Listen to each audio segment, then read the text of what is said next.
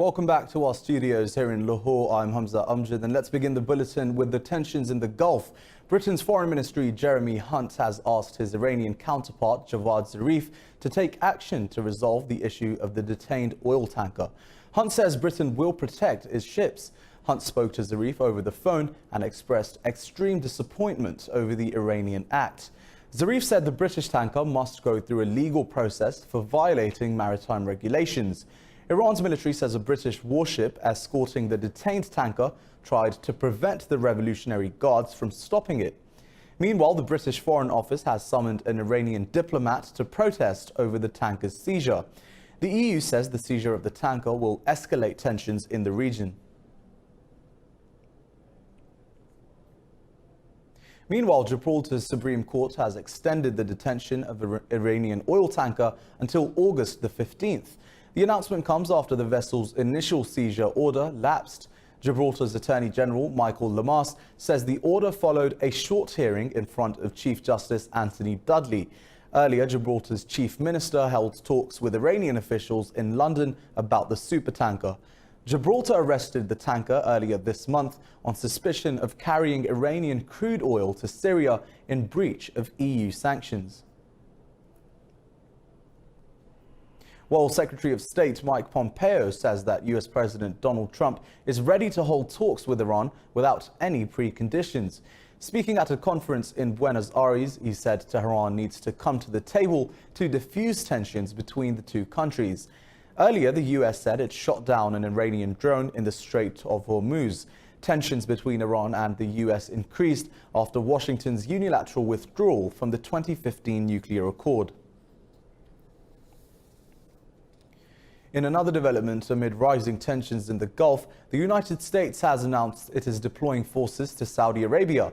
The Pentagon says more than 500 troops, warplanes and missiles are headed to an airbase in the kingdom. Now, the Saudi Foreign Ministry says the deployment is part of increased cooperation in defense, regional security and stability. Meanwhile, the Pentagon has awarded a $1.5 billion contract to Lockheed Martin to build air defense systems for Saudi Arabia. The US has offered $7 million to find a senior Hezbollah operative. Salman Rauf Salman is accused of masterminding the 1994 attack on a Jewish center in Argentina's capital, Buenos Aires. The attack claimed 85 lives. US Secretary of State Mike Pompeo says that the United States has also imposed sanctions on the Hezbollah figure. Pompeo is on a state visit to Argentina to commemorate the attack. Now, the sanctions will freeze any assets of Salman in the US and prohibits American citizens from dealing with him. Well, at least 24 Taliban fighters have been killed in guided missile strikes in Afghanistan's southern Uruzgan province. The Afghan military says 17 insurgents were wounded in the attack. The army says the strikes also destroyed a cache of weapons, ammunition and explosives. This comes after 8 people were killed and over 30 others injured in a blast outside the Kabul University yesterday. Saudi coalition forces have intercepted a Houthi rebel drone in the Yemen. Coalition spokesman Colonel Turki al-Maliki says the unmanned vehicle was aimed at a residential area in the city of Abha.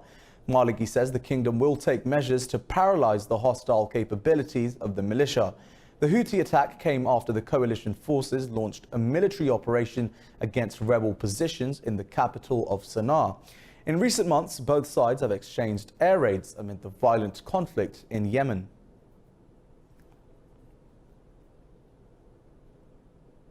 Well, Pakistan's Prime Minister Imran Khan has flown to the United States on a 3-day official visit.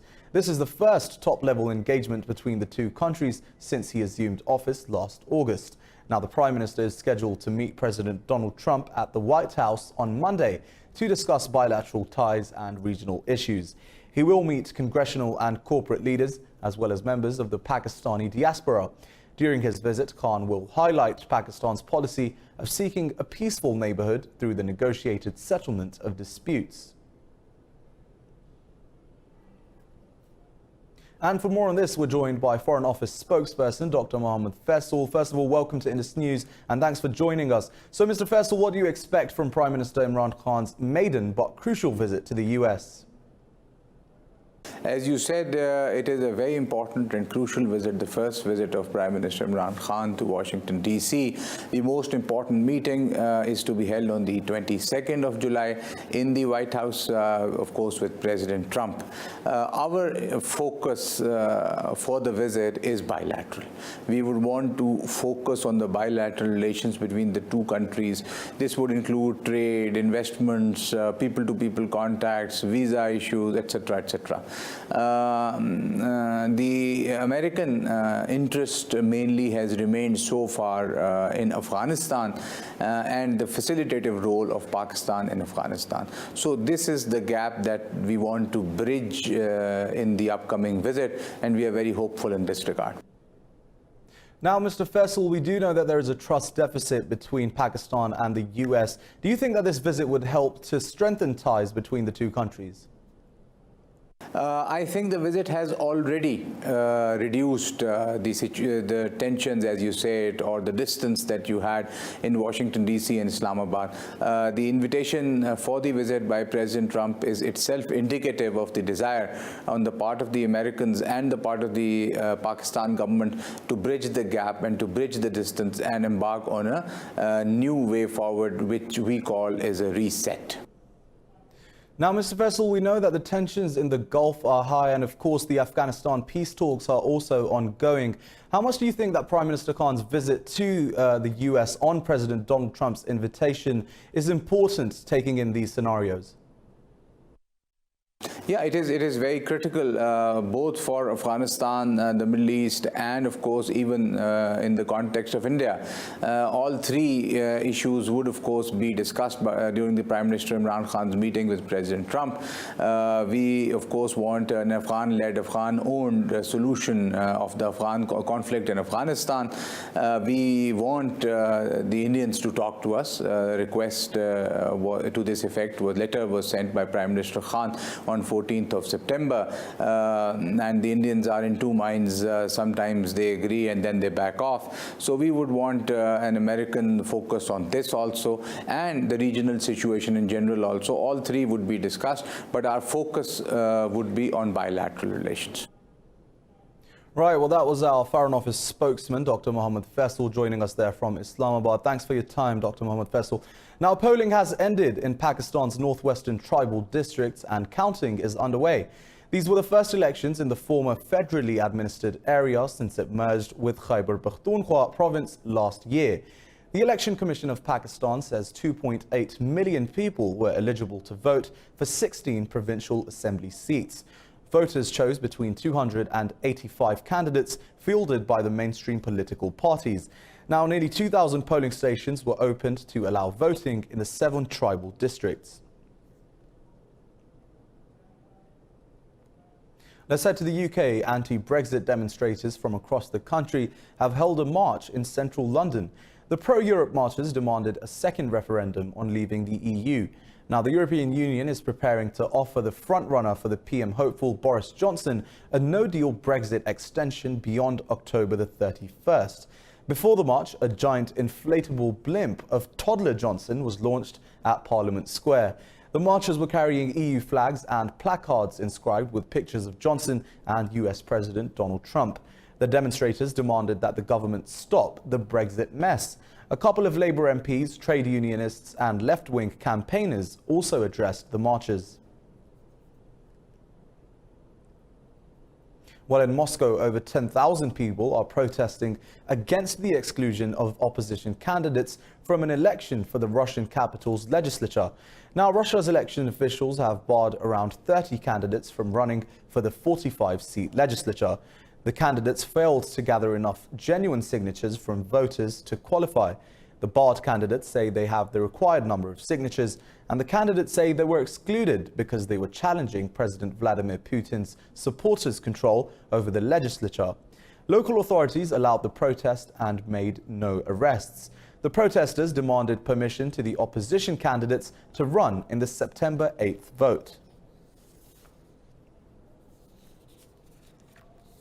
Well, Ukraine is heading to snap polls tomorrow to elect lawmakers after President Volodymyr Zelensky dissolved the parliament in May. The Central Election Commission has registered 25,000 nominees from 22 political parties. Opinion polls show President Zelensky's Servant of the People Party is leading with 52%. The main opposition, the For Life Party, is second in the polls on 11%. The polls will not be held in the Russian-annexed Crimea and in eastern Ukraine, which is currently under the control of pro-Russian rebels. Venezuela's government says it will not allow any foreign interference in political negotiations with opposition leaders. Now, the latest talks are aimed at resolving the country's political crisis. President Nicolas Maduro says the outcome of ongoing talks in Barbados would be absolutely sovereign. He promised not to give in to blackmail by the US and EU. Meanwhile, the US has imposed sanctions on 4 senior Venezuelan military officials for their alleged involvement in the custodial death of a Navy captain. Now, US Secretary of State Mike Pompeo has rejected North Korean complaints against military drills with South Korea. This comes after Pyongyang said Washington is breaching the agreement between their leader Kim Jong-un and US President Donald Trump. Pompeo says the military exercises are in line with international norms. Earlier this week, North Korea's foreign ministry said Trump had reaffirmed that joint exercises would be halted. It claims the US decision to forge ahead with South Korea was clearly a breach.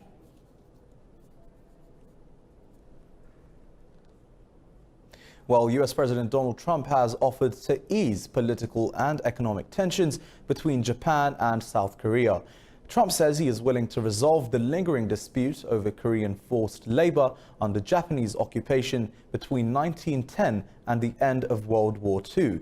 Trump said South Korea's President Moon Jae-in asked him to get involved. He says South Korea and Japan are major Asian allies of the US. Maybe if they would both want me to, it's like a full-time job, getting involved between Japan and South Korea. But I like both leaders. I like President Moon, and you know how I feel about Prime Minister Abe. He's a very special guy. South Korea has rejected Japan's call for third-party arbitration over the wartime labor dispute. And now let's move on. 6 people are missing after an attack on an aid convoy in northeast Nigeria. The NGO Action Against Hunger says a driver was killed in the attack. The aid workers were returning from a clinic, and a UN official has called for the safe return of the workers.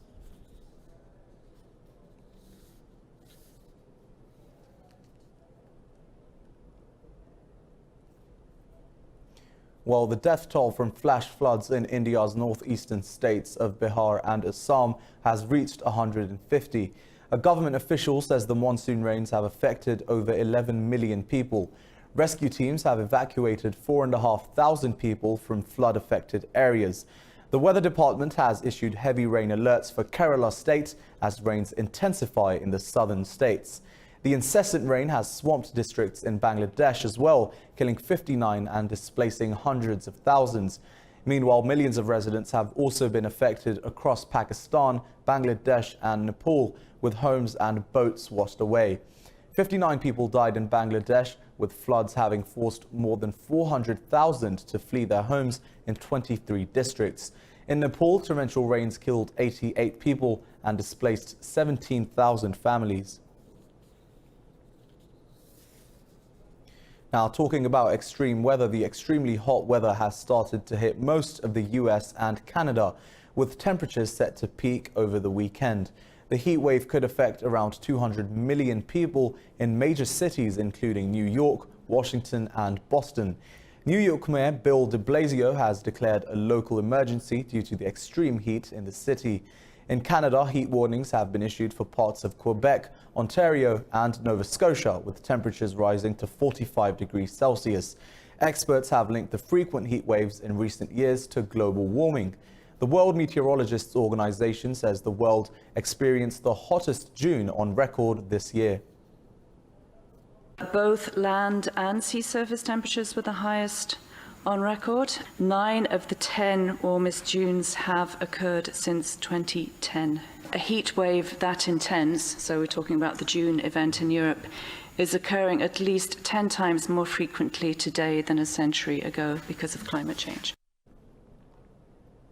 Well, the African Union has called for immediate international action to deal with the Ebola outbreak in the Democratic Republic of Congo. The life-threatening disease has lingered for almost a year, with thousands of casualties in the Central African country. The World Health Organization has declared Ebola in the DRC as a global health emergency after a case emerged in the city of Goma. AU Center for Disease Control Director John Nkangasong said his office will work with the UN to counter the healthcare situation. He said more than 1,700 people have died of the disease so far this year. This means the outbreak is serious, unusual, unexpected, and is spreading, and carries implications for public health beyond the affected state national borders and require international action. The official said being infected with Ebola is not a death sentence. He said about 700 confirmed cases have been successfully cured so far. Well, America is celebrating the 50th anniversary of Apollo 11's lunar landing. US astronauts Neil Armstrong and Buzz Aldrin became the first humans in history to set foot on the moon. The event was watched by 500 million people on television. Let's take a look back.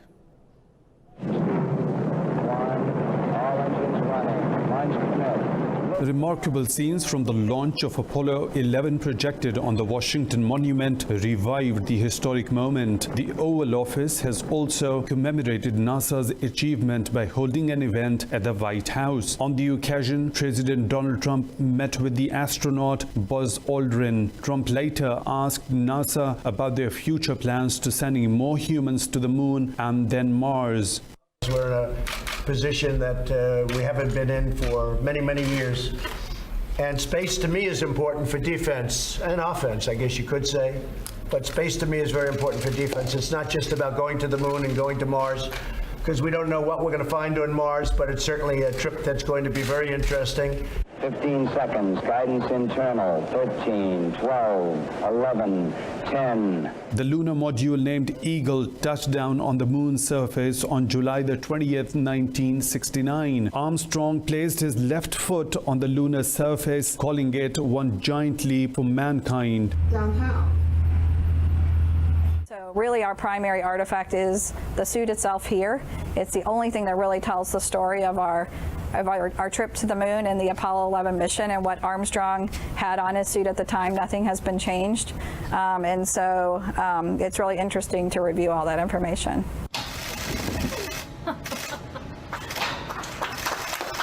It was a victory for the whole team behind the Apollo 11 mission, making history half a century ago today.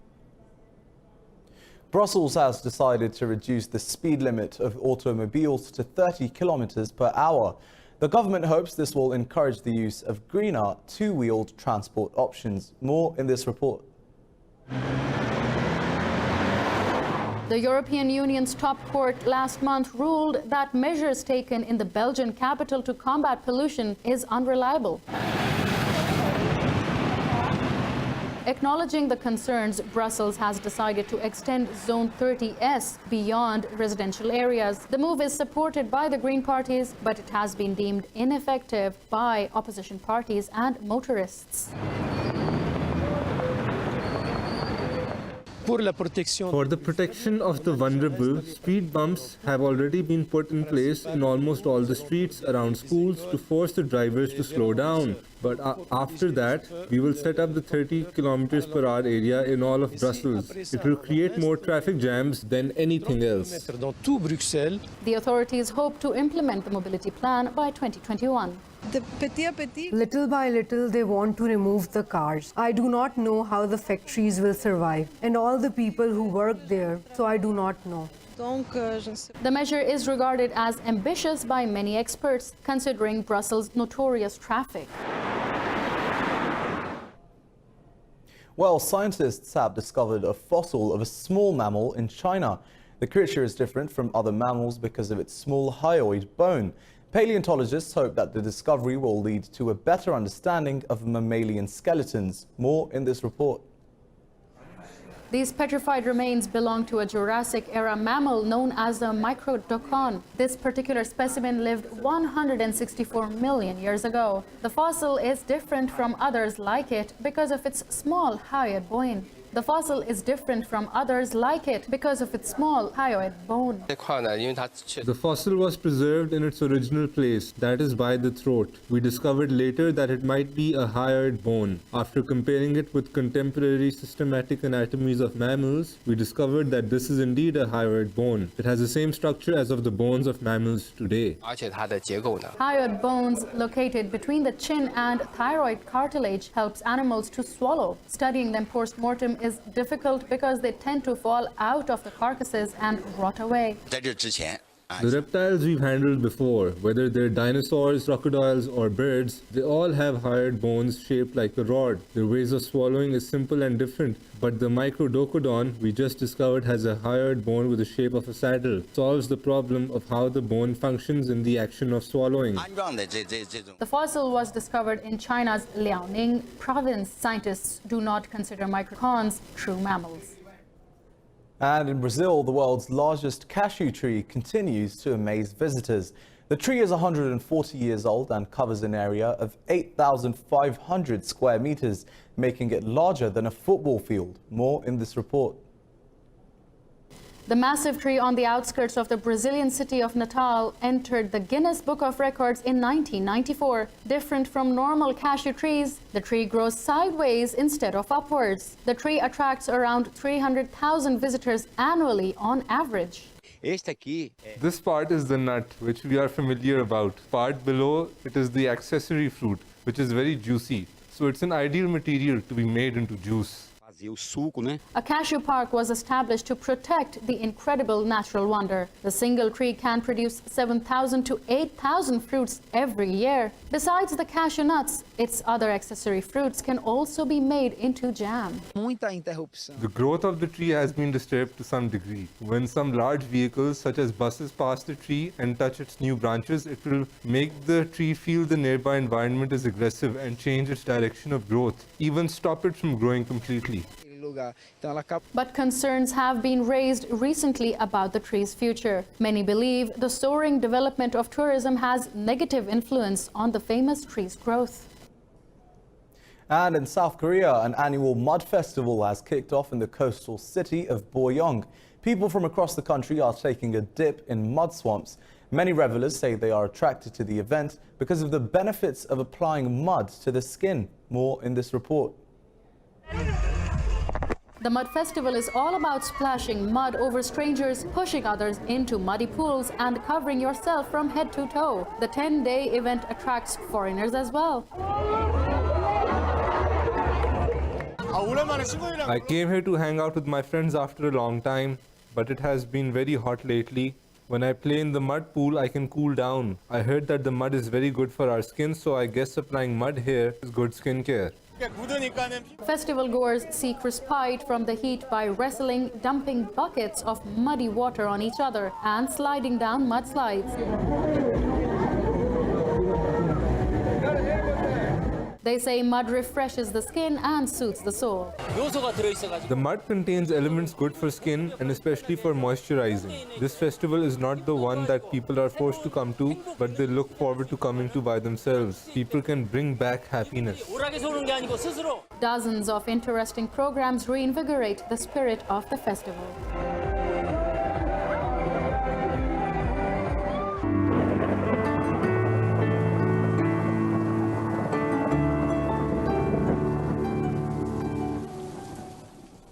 And let's take a look at the weather around the world.